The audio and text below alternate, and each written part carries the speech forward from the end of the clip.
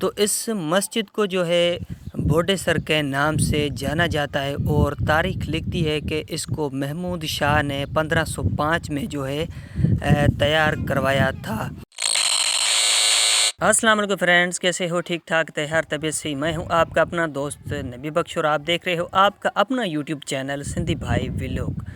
تو فرینڈز، آج کا ولاگ آپ دوستوں کے لیے بڑا ہی مزیدار اور دلچسپ ہونے والا ہے۔ آج میرا سفر ہے ننگر پارکر، اور ننگر پارکر میں جو ہے میں آپ کو بالکل خوبصورت اور پرانی قدیمی مسجد دکھانے جا رہا ہوں۔ تو پلیز آپ نے ابھی تک چینل کو سبسکرائب نہیں کیا تو پلیز چینل کو سبسکرائب، ویڈیو کو لائک لازمی کر دیں۔ تو فرینڈز، میں اس وقت کاروں جھر اور ننگر پارکر کے قریب بھوڈے سر میں موجود ہوں۔ تو اس مسجد کو جو ہے بھوڈے سر کے نام سے جانا جاتا ہے اور تاریخ لکھتی ہے کہ اس کو محمود شاہ نے 1505 میں جو ہے تیار کروایا تھا۔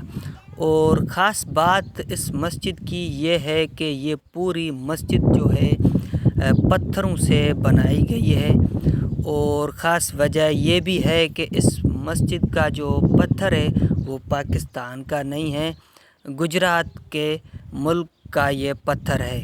یہ پوری مسجد جو ہے خوبصورت پتھروں سے بنائی گئی ہے۔ تو انشاءاللہ ویڈیو آپ کو ضرور پسند آئی ہوگی۔